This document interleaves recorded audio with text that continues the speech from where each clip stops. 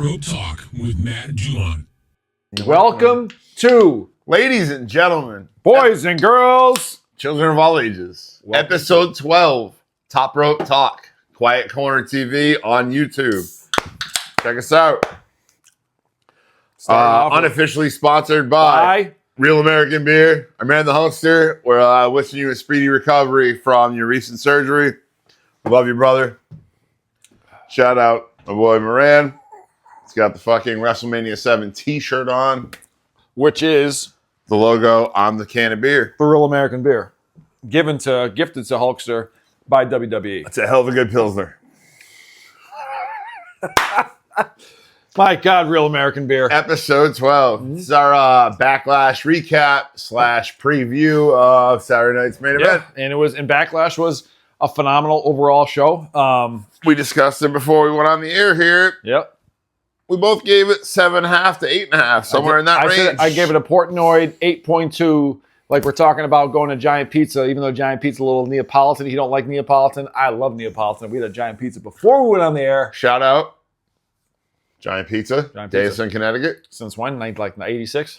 Somewhere around there. Love it. Long time. D-Burg, USA. Hey. My goodness. So, show starts off four-way for the U.S. title. Four-way for the U.S. title, where it kind of had Four workers. Four real good workers. Damian Priest, Drew McIntyre. Listen, I really do. L.A. Knight. Yeah. And my boy, Yaramin. Samoan Werewolf, Jacob Fatu. Ended up victorious. Yeah. Great match. A lot of great spots. However, we had a final debut of somebody that we've known for a long time. Matt, who's that? Say his name right. His name is Jeff Cobb. And when he showed up at the pay-per-view and clothesline LA Knight from the other side of the barricade and then hopped over, what did we call him? Jeff Cobb. On air. Hey, Jeff Cobb. Jeff Cobb. His actual name. Jeff motherfucking Cobb. And not to skip the pay-per-view, but we fast forward 6 nights to fucking SmackDown, and he has a new fucking name. What's his name? JC Mateo. Hola, Mateo. He's the 6th member of NSYNC. What the fuck? Oh, my goodness. Why not? So, we were also talking about this. We're on there. Why, WWE is such a big conglomerate. Thank you. $billion company. Got you. And we try to figure out why they change certain names, why they don't and do. We have... Pick and choose. Case in point, Jacob Fatu. His name. Bro was in the Indies for a decade. Jacob Fatu. As Jacob Fatu. Showed up in WWE. What's his name here? Jacob Fatu. Yeah. Now, we're going to bring up our current, probably best worker in the WWE right now, Gunther. What's his name? Walter. What? Walter. What? Walter. Why did you change your name? As soon as you went from NXT to WWE, Gunther. Gunther were he was Walter in NXT. Yes, cool. That's what I'm saying. Does it make any sense? What? No. Who else? Tag teams. Oh. The fucking War Machine. The Viking Experience. Yeah. The fucking Kid Diddlers. Whatever you want to call these two motherfuckers. A, they can go, and B, they don't need 17 name changes. If you don't have a gimmick the fans can identify with, you're never going to gain traction. Ever. So stop changing shit. Right. We know them as we know them. You know? The craziest thing is we've talked about a couple of WWE or coming from, say, New Japan. You know, one of the biggest ones right now. Does anybody know what Finn Balor's name was in New Japan? Oh, go ahead, Matt. What? He had a couple. Prince Devitt. And he was the founding member of the what? Bullet Club. But also one of these. And it wasn't too sweet. That's what you did. So I don't understand. We always know it was a Vince thing, but Triple H, I'd like to speak for Matt and say, you're better than that. That's where the money is. Kevin Steen to Kevin Owens, not a big change. No. Right? Not at all. Not a big change. But we have plenty of guys that do this jump, identify them of what the fans know them as. Jeff Cobb is Jeff Cobb, not JC Mateo. not when you've already acknowledged him as fucking Jeff Cobb. Right. That's my point. Yeah. Continuity is a real thing, man. It really is. You want to legitimize this, keep it legitimate. Keep it, yeah. If you acknowledge this dude as Jeff Cobb, and he's now Jeff fucking Cobb. And you have to. You really do. So it's that simple. Phenomenal match. Great match. Phenomenal match. Great start to a pay-per-view. Yes. 4 dudes that went at it. The right guy won because he's not going to lose for a while. Absolutely. No, he's not. No, and the thing is again, no one's beating him in the foreseeable future. Again, there ain't a guy on the roster. With Fatu, Matt said it a couple of weeks ago, 100% in the next year or two, he's in the main event in WrestleMania. 1,000%. Within 2 years. Yeah. We have the big, it is. And Sunday night. Like, he's the guy. Yeah. In the next the 48. crowd. In the next 24 months maximum. The fans love him. I got too much beer over. Hard not to. Too much beer. All gas. No brakes. None. It's a great line. Yep, it is. And he's clearly a guy that emanates that in the ring, too. Like, he just goes. He is, again, we were talking about old school wrestlers before. And now, in the 80s, like, the genesis. Like, it is crazy where they look bulky. They shouldn't move the way they do, but they are athletic as fuck and can and make 5-star matches. Hopefully, Metzler. And now they're dudes that are doing things we never dreamed of. Like, absolutely. It is nuts. It started with Boss Man. First real big guy that could go, that could move. And he was, they always list him at 350. We've always felt like he was 400, but the Boss Man can move. And then, What about the one-man gang, Akeem? Angelo likes it. The beefcake likes it when I do the dance. The African Dream. What? It's a dig at one of the greatest of all time, and it still pisses me off. I only recognize him as the one-man gang. One-man gang, because that was a good one. That was good. But Akeem was funny with Slick. Come on. Come on. When they started dancing together in the ring, it was funny. Come on. Josh Soul, bro. Jucking and jiving. Jucking and jiving, I know. Jucking and jiving. Fucking wrestling. Oh, God. All right, getting to the rest of the show. Lyra Valkyria beats Becky. Which I'm actually really surprised with because I thought Becky was going to do the Barry, the shovel. But she did all right. That was actually a very entertaining and good match. Put her over. Really good match. I thought it was as well. So Becky and Charlotte are doing the right things now. Putting over younger talent. Which we love, which we appreciate. They see their position. They're not where they were 6-7 years ago. It's okay. Yeah, I'd say 5 years. Well, right before COVID, then after COVID, they were still there. Now, they're not. It's time to start building. One's a mom. One's divorced a couple times. Thrice. Yeah, I mean. 0 for 3. 0 for 3. She's not going to be when she went 0 for 3, woo, then dropped out of the ring. Yeah, and the funniest thing is the only time in life that all the guys and girls knew that Charlotte was lying. Because what's his name is not in her DMs. We all knew it. Like, that was an internet meme. That was hilarious. The only time that we all knew she was false. Like, no DMs there. He's not DMing. He's not DMing you. Charlotte, stop it. Do a weird face. We digress. Mm-hmm.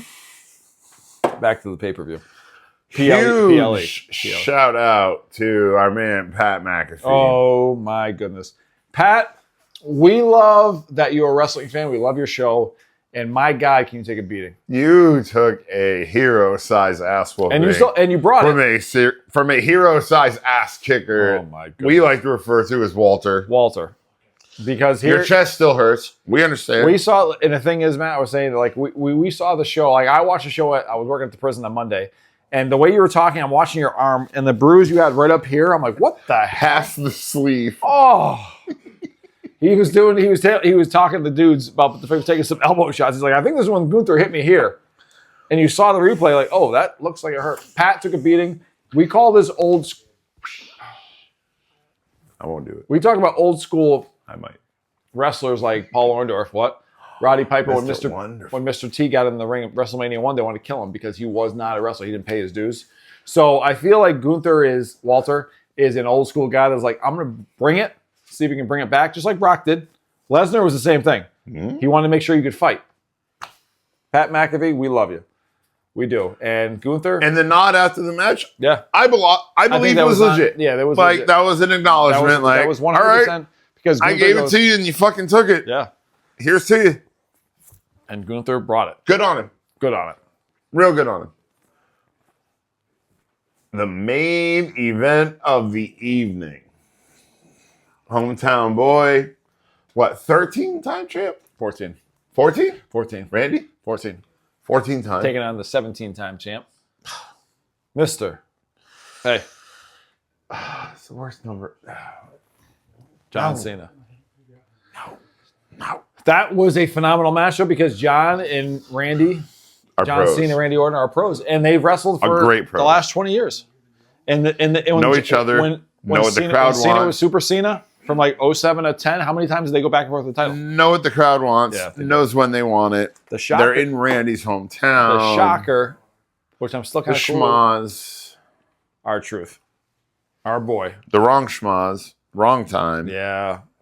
The crazy Which thing, somehow parlays into what we're going to talk about moving forward here in Saturday night's main event. But until then, just odd moment in the match. Randy is not my favorite part. No, because the match, it was almost really like, we're going to go for the old school punt. The match was really good, and then kind of laid an egg. Like a bus driver's hat after a 16-hour day. without watching it. I quit. That was good.